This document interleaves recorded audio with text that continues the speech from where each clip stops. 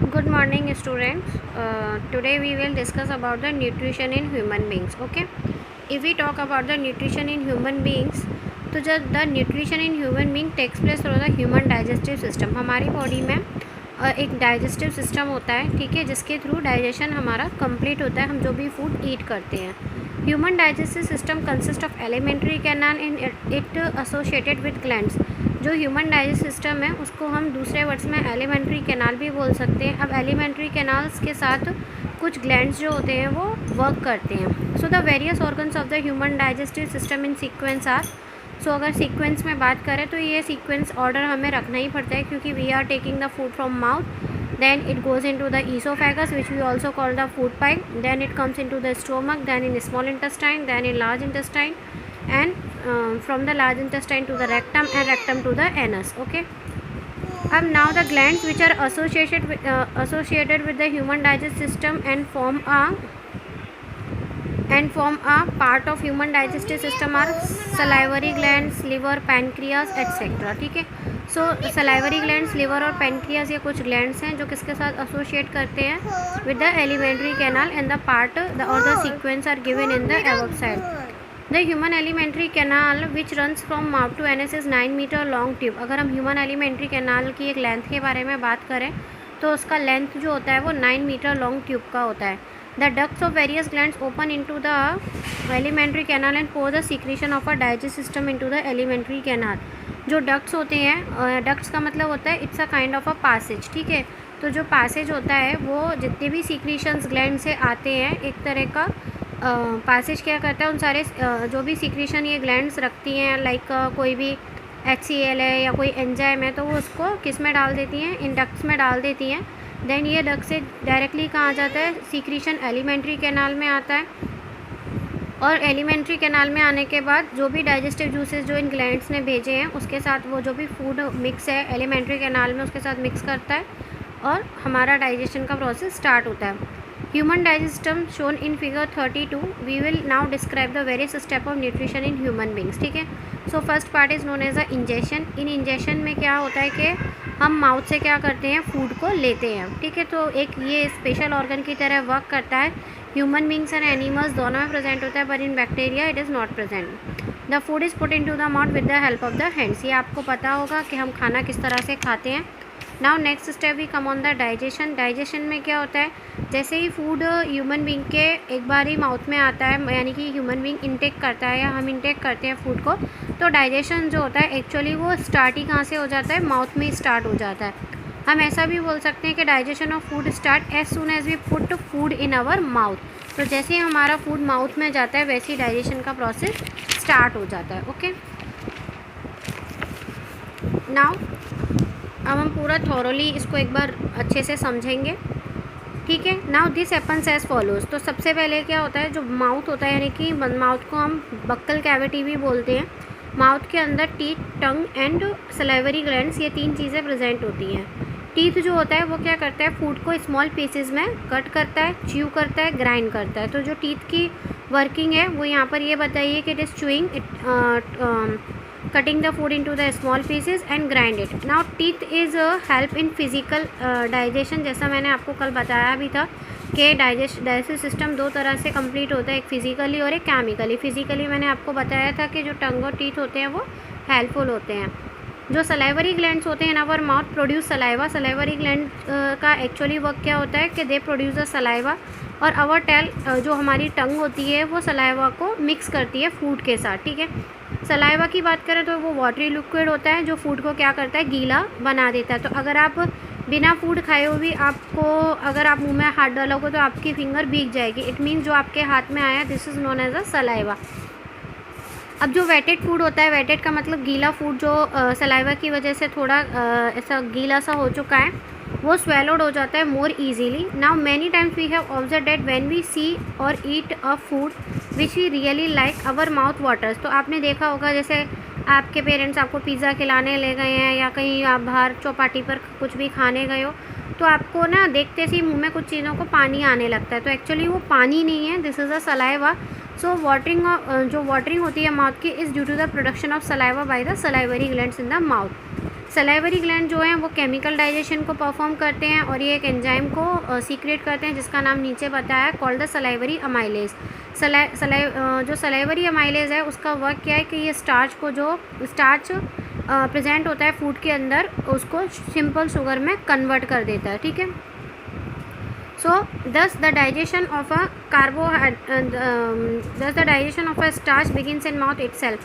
तो जैसा अभी हमने पढ़ा कि डाइजेशन जो होता है एक्चुअली वो माउथ से ही बिगिन हो जाता है। इट मीन्स माउथ से बिगिन कैसे हुआ, यानी कि जो भी आपने फूड खाया उसके अंदर स्टार्च प्रेजेंट था और जब सलाइवरी अमाइलेज के साथ वो स्टार्च मिक्स हुआ तो क्या हुआ, वो सिंपल शुगर में ब्रेक हो गया। तो कहीं ना कहीं डाइजेशन हम बोल सकते हैं कि माउथ से स्टार्ट हुआ। Now since the food remain in the mouth only for a short time, so the digestion of food remains incomplete in mouth. क्योंकि हम थोड़ी देर के लिए ही मुंह में क्या कर पाते हैं, जैसे वो पूरी तरह से च्यू हो जाता है तो वो ये जो आपका दिखाई दे रहा है माउथ, इसके थ्रू फिर जब आपने च्यू कर लिया तो ये ईसोफेगस, जिसे हम फूड पाइप भी बोलते हैं, पेरिस्टाल्टिक मूवमेंट को शो करते हुए। पेरिस्टाल्टिक का मूवमेंट क्या होता है, मतलब ऐसे ऐसे जिगजैग मैनर में फूड क्या होता है, पास हो जाता है किसके थ्रू, ईसोफेगस के थ्रू, और वो सीधे कहाँ आ जाता है, स्टोमक में आ जाता है, ठीक है। अब हम नीचे और पढ़ते हैं ईसोफेगस के बारे में। ये हमारा inner side of food pipe दिखाया हुआ कि फूड पाइप किस तरह से दिखाई देता है। ये एक तरह से आप देख रहे होंगे कि ट्यूब है एक पूरा, ठीक है। नाउ स्लाइटली डाइजेस्टेड, यहाँ स्लाइटली डाइजेस्टेड इसलिए बोला गया है क्योंकि अभी कंप्लीट डाइजेशन नहीं हुआ है फूड का, ठीक है। तो the slightly digested food in the mouth is swallowed by the tongue and goes down the food pipe called the oesophagus. Oesophagus एक कैरियर होती है माउथ से स्टोमक के बीच का। तो the oesophagus carries food to the stomach. This happens as follows: the walls of food pipe have muscles which can contract and expand alternately। यानी कि कॉन्ट्रैक्ट करता है, एक्सपेंड करता है, कॉन्ट्रैक्ट करता है, एक्सपेंड करता है। आपको ये कॉन्ट्रैक्शन एक्सपेंशन का मैं ऑनलाइन समझा दूंगी या फिर आपको कोई वीडियो सेंड कर दूंगी जिससे आपको ये क्लियरली समझ में आ जाएगा। So when slightly digested food enters the food pipe, the walls of food pipe start contraction and expansion movement, and this contraction and expansion movement is also known as a peristaltic movement। तो मैंने अभी जब figure में आपको दिखाया था तो मैंने फिगर में आपको ये चीज़ क्लियरली बोली थी कि जो माउथ है जब वो फूड का पार्शियल डाइजेशन कर देता है तो जो फूड होता है वो जब ईसोफेगस में ट्रांसफ़र किया जाता है टंग के थ्रू तो वो पेरिस्टाल्टिक मूवमेंट शो करते हुए करता है। तो पेरिस्टाल्टिक मूवमेंट का मतलब क्या हुआ, contraction then expansion then contraction then expansion, ठीक है। So this peristaltic movement of food pipe pushes the slightly digested food into the stomach, फिर ये स्टोमक में आ जाता है। अब एक चीज़ है कि अगर आपको ये पेरिस्टाल्टिक मूवमेंट देखना है कि कैसे होता है तो आपके घर में कोई भी सॉक्स है जो आप स्कूल पहन के जाते हो उसमें आप बॉल, जो बच्चों की छोटी खेलने वाली बॉल होती है, आप उसको डाल दो अंदर। देन आपको क्या लगेगा कि जहाँ पर बॉल है वो एरिया एक्सपेंड हुआ है और जहाँ पर बॉल नहीं है वो एरिया कॉन्ट्रैक्ट है, ठीक है। तो फिर बॉल को जैसे जैसे आप पुश करते जाओगे नीचे की तरफ तो आपको दिखता जाएगा कि एक्सपेंशन हो रहा है देन कॉन्ट्रैक्शन हो रहा है। ऊपर जैसे ही आपने नीचे बॉल को पुश किया तो पहले ऊपर क्या था, एक्सपेंशन था, नीचे कॉन्ट्रैक्शन था, अब नीचे एक्सपेंशन हो गया, ऊपर कॉन्ट्रैक्शन हो गया। तो ये मूवमेंट आप इस तरह से भी देख सकते हो एट योर होम, ठीक है। नाउ पेरिस्टाल्टिक मूवमेंट के थ्रू जब खाना किस में आ जाता है, स्टोमक में आ जाता है, तो स्टोमक का वर्क क्या होता है, एकदम से बढ़ जाता है, ठीक है। अब हम पहले ये पता करेंगे कि आखिर स्टोमक है क्या, उसका साइज़ क्या है, ठीक है। अगर स्टोमक की बात करें तो स्टोमक एक जे शेप्ड ऑर्गन है, ठीक है, जो left side of the abdomen में प्रेजेंट होता है। तो आप देख रहे हो इसका जो ये शेप है, ठीक है, ये कैसा है, इस तरह से जे शेप है, ठीक है। So the stomach is a J shaped organ present on the left side of the abdomen. The food is further digested into the stomach. यहाँ पर मैंने कल बताया था आपको, अगर याद हो कि फूड का कंप्लीट डाइजेशन भी स्टोमक में नहीं होता है, ठीक है। तो यहाँ पर फर्दर डाइजेशन के लिए फूड आता है। द फूड चर्न किया जाता है इन the stomach for about 3 hours, यानी कि आपका जो भी खाना आपने खाया उसको एटलीस्ट 3 घंटे लगते हैं पूरी तरह से स्टोमक में चर्न होने के लिए। और चर्निंग अगर आपको देखनी हो तो घर पे अगर मम्मी को कभी लस्सी या कुछ कोल्ड कॉफ़ी बनाते हुए देखा तो जो भी ब्लेंडर वो यूज़ करती है तो वो क्या करता है, जैसे ही मम्मा स्टार्ट करती है उसको तो एकदम से ब्लेंड करना स्टार्ट करता है। तो वो ब्लेंड क्या मतलब रोटेटिंग होना, जो भी लिक्विड में वो घुमा रही है तो वो रोटेट होता है। तो इसी तरह से चर्निंग की प्रोसेस होती है, ठीक है। During this time the food break down into the still smaller pieces and forms a semi solid paste, ठीक है। स्टोमक में आने के बाद जब ये 3 घंटे तक चर्न हो जाता है तो फूड काफ़ी हद तक ब्रेक डाउन हो जाता है और स्मॉल पीसेस में कन्वर्ट हो जाता है और एक सेमी सॉलिड पेस्ट को बना लेता है। जो स्टोमक के वॉल होते हैं वो कंटेन करते हैं 3 ट्यूबुलर ग्लैंड्स होते हैं उनके पास, and the glands present in the walls of a stomach secrete gastric juices, ठीक है। तो जो ये 3 ट्यूबुलर ग्लैंड्स होते हैं ये एक्चुअली क्यों होते हैं, क्योंकि ये गैस्ट्रिक जूसेस को क्या करते हैं, सीक्रेट करते हैं। अब जो गैस्ट्रिक जूसेस हैं, कॉमनली गैस्ट्रिक जूसेस की बात करें तो गैस्ट्रिक जूसेस कंटेन 3 सब्सटेंसेस, यानी जो गैस्ट्रिक जूसेस होते हैं वो 3 तरह के होते हैं, hydrochloric acid, the enzyme, pepsin and mucus, ठीक है। Hydrochloric acid, the enzyme and the pepsin and mucus, ठीक है। पेप्सिन एंड म्यूकस भी है। म्यूकस एक तरह से लाइनिंग होती है जो प्रिवेंट करती है, ठीक है। तो हम उसे जूस की तरह नहीं लेंगे, हम उसे एक लाइनिंग की तरह बोलेंगे। हाइड्रोक्लोरिक एसिड, द एंजाइम और पेप्सिन ये मेन होते हैं।